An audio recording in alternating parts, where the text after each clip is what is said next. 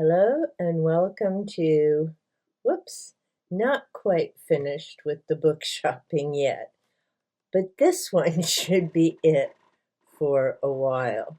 And yes, I still need to get these added to my master list and get that book audit done. We're coming up to the end of March. I was hoping to have that done a few months ago, but it is what it is. So, what did I find this time on my, it was just one of those days, let's go to the bookstore. First up, Stephen Brust, hopefully I've said that right. This is called Taltos, and it is different from the book of the same name by Anne Rice. This is part of a series, which I found out after I picked it up, but that cover is amazing. I did check my public library, and sadly, no, they don't have the 3 books that start the series. They do somehow, though, have book 15, but that's a whole other video.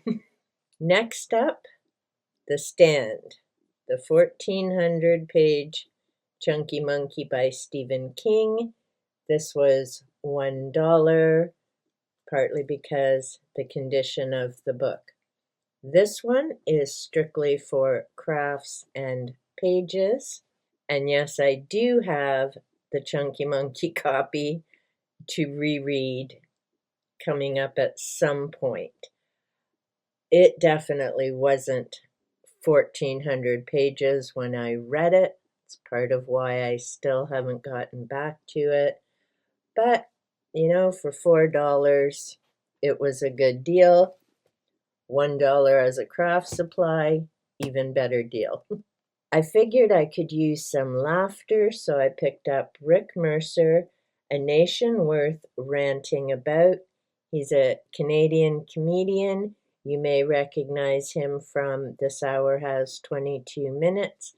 He also went on to do his own show, The Mercer Report. If I'm wrong, I'll put that somewhere on the screen here. I also have one of his other books, and I very much enjoyed watching both of his programs.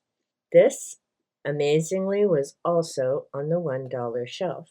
Next up is a rebuy, A Treasury of Irish Myth, Legend, and Folklore. Book that I'm again excited to read through, enjoying various myths, legends. If you've been here for a bit, you know I've acquired a few of the Celtic myths and various legends.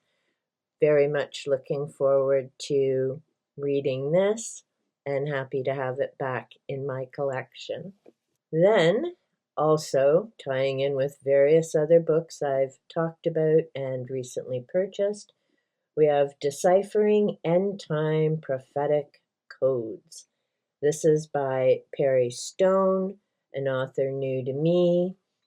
As usual, we have the White House on the code and various people trying to connect what's going on in America with Bible prophecies.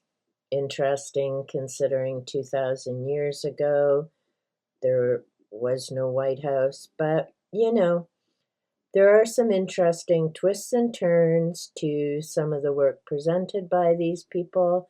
It ties in with a variety of other books I have, so I decided it's worth reading yet another viewpoint.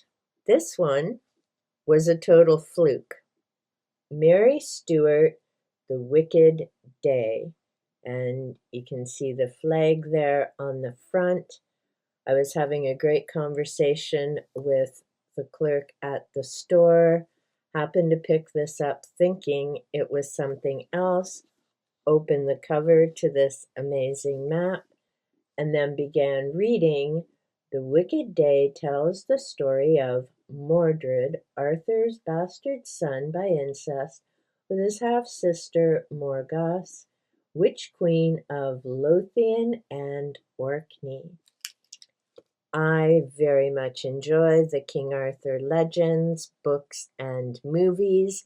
I figured for $1, it would be interesting to see what this author has done with Mordred. Another $1 find was Brandon Sanderson, The Bands of Mourning. This is a Mistborn novel. I've been hearing a number of folks talking about the Mistborn series.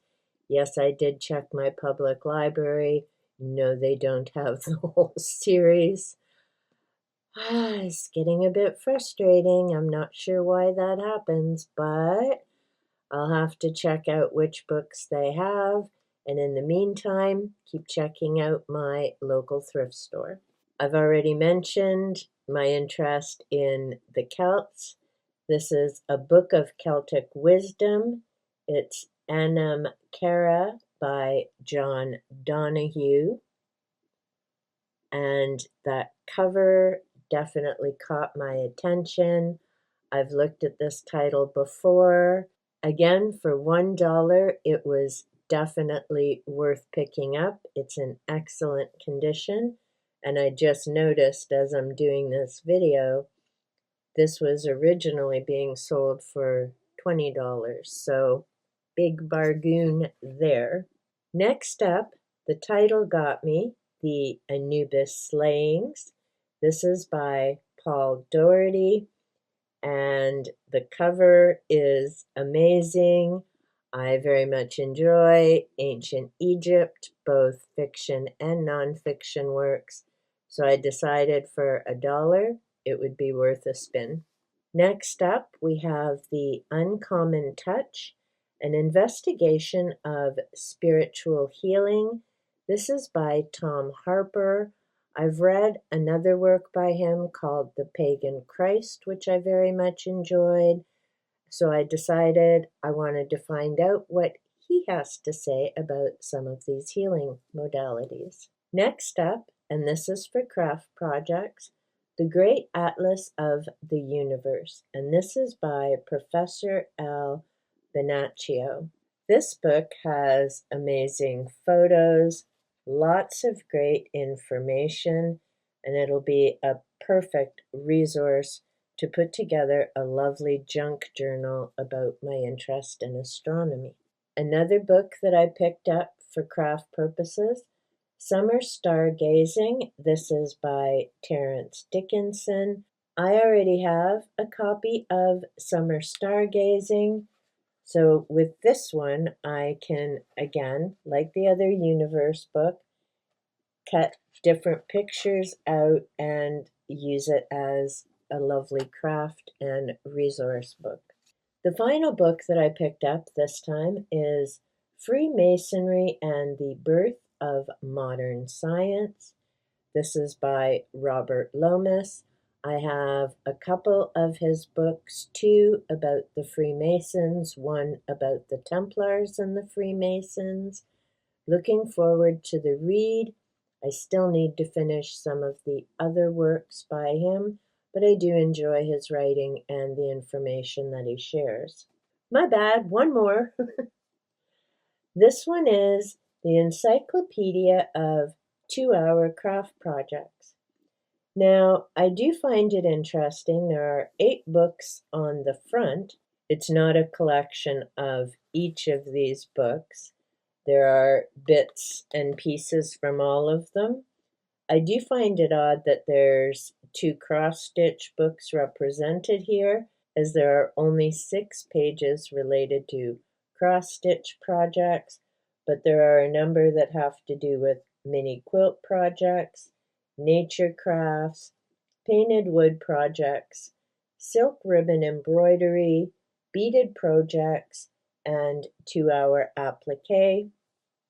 For $1, it was a bargain, as were all of the books that I picked up, because nothing was more than $5. Great deal. Love going to my local thrift store. Had a wonderful conversation with one of the clerks about why in-store is so much more fun than online shopping. not only because I found a number of titles I wouldn't have been looking for as an online shopper, but also the amazing conversation as I was looking and browsing. I have mentioned before, for me, when I go book shopping, it isn't just going in to find a book. It's the going in, looking at all the different books, getting excited at finds I may not have expected. So, books like Tom Harper's The Uncommon Touch, I wouldn't have found doing online shopping. Same with the Anubis Slayings, and I certainly wouldn't have found the majority of these for $1, especially once you factor in shipping and handling with some books if you're not purchasing from Amazon. Yes, there are book companies I know that offer free shipping, but you have to get up to a certain amount before that kicks in. And even with that considered, I wouldn't have gotten 14 books for the price that I got them at my Goodwill thrift store. Let me know in the comments down below. Do you prefer in-person shopping to online shopping? Is it just easier to do the online shopping? Because there's certainly the convenience of sitting in front of your tech and picking various titles. Then you can also have it delivered to your door. As always, the titles and authors of the books I've mentioned will be in the description box down below. If you're still here, let me know in the comments down below with a thumbs up or a cat emoji. Tiki and Panther, check those comments out now as well, especially since they've started putting up their short videos. And until next time, remember, be safe, be well, and big hugs.